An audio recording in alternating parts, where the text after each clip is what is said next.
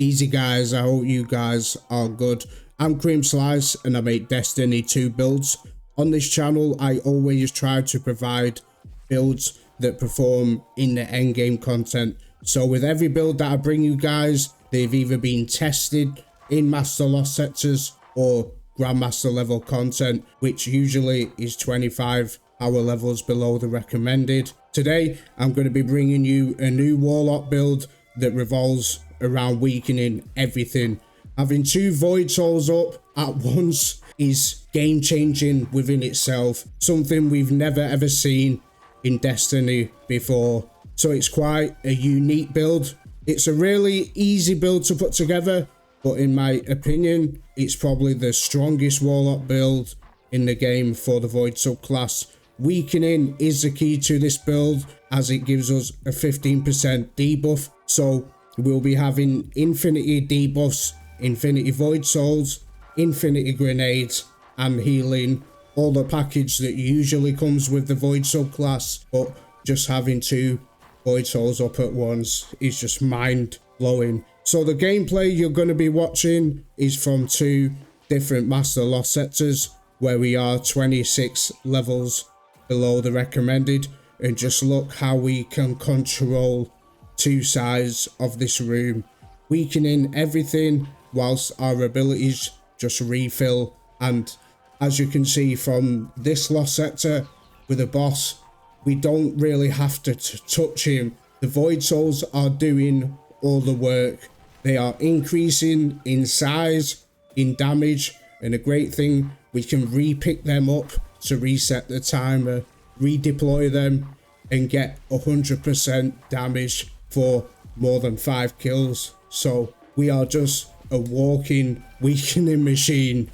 So the main focus of this build is going to be Child of the Old Gods, casting your Rift to create a void soul. When you damage a target with a weapon, it flies to them, weakens them for 20 seconds, granting grenade energy and melee energy when you're running a healing rift, which is what we are going to be doing. And we're going to be pairing the void soul with a new void exotic gauntlets, briarbinds. One with the void is the exotic perk. Your void souls have longer duration. They also gain an escalating damage and durability as they defeat targets, and you can pick them up and redeploy them each time, refreshing the timer. So with these exotics, it's going to take your void soul timer to 25 seconds, which is just absolutely game breaking, especially in harder content where you need to weaken groups of ads as well as champions. So you can just imagine maybe 3 warlocks running these exotics in grandmasters.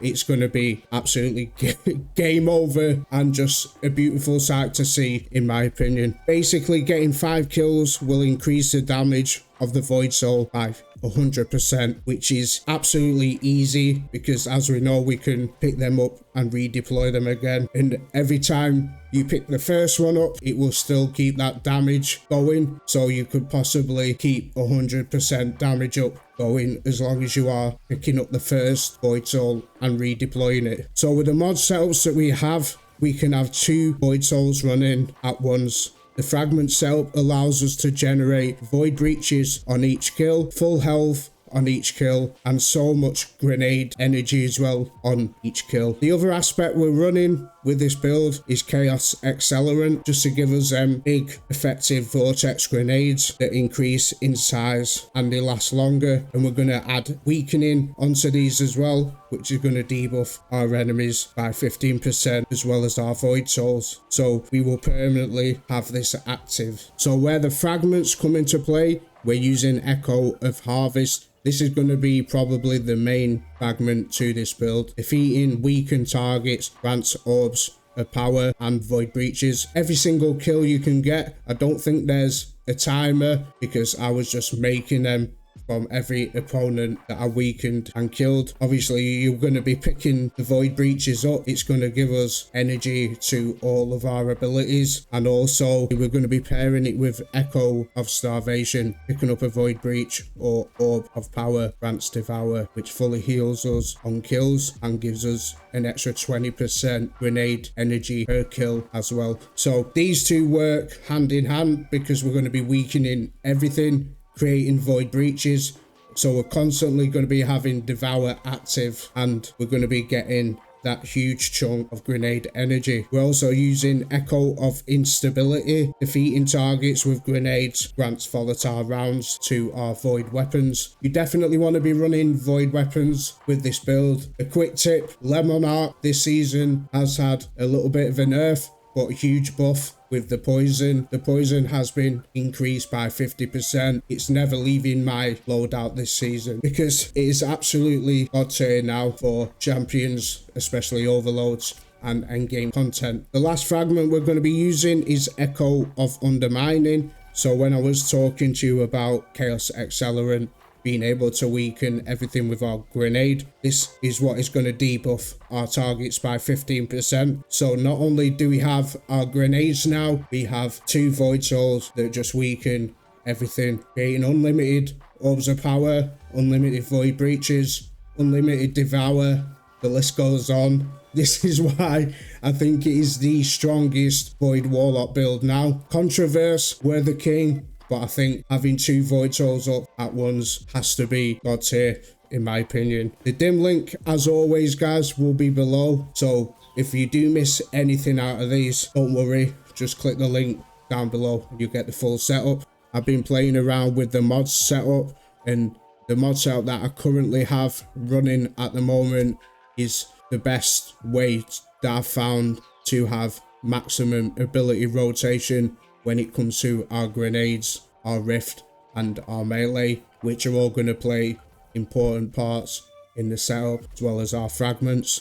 So on the helmet we have Harmonic Siphon to generate orbs of power with void weapons, double assets to assets for faster supers on grenade kills. On the exotic gauntlets we've got Bolstering Detonation for rift energy with grenade damage, Focusing Strike for rift ability energy on melee attacks, and Impact Induction for grenade energy on melee hits. All 3 work in one amazing loop, so you're never without one of the abilities, all playing a fantastic role. On the chest piece we have Charged Up for extra armor charges, and we have our element resist mods for said activity burns. On the boots we've got Elemental Charge for armor charges from the void breaches, which we're going to make with every weakening kill. And then we have double void surge mods for an extra 17% damage increase with our void guns. On the bomb guys we've got double bomber mods and 1 distribution mod. So when we come to use the distribution mod, we need to make sure we're using our rift near enemies. This way we will get the extra bump up for grenade energy from the double bomber mods, but also distribution will kick in, give us even more rift energy. So if you can, make sure you stick to the way that I've set it up. This will enable us to have 2 void souls up. The way you want to work this is you want to throw your first void soul out, get a few kills with that, and then you will see your rift energy building up. You want to pick that void soul up, redeploy it, and then you want to cast your rift again because you will have another one up. And then you want to take your void soul to other said enemies and control the entire game that way. So this build was fantastic. Bungie, you've done an amazing job with this exotic. As I'm speaking on behalf of the Void Warlock community, we are very happy. I'm creamslice, thank you for watching. Appreciate everybody. See you in the next one. Peace.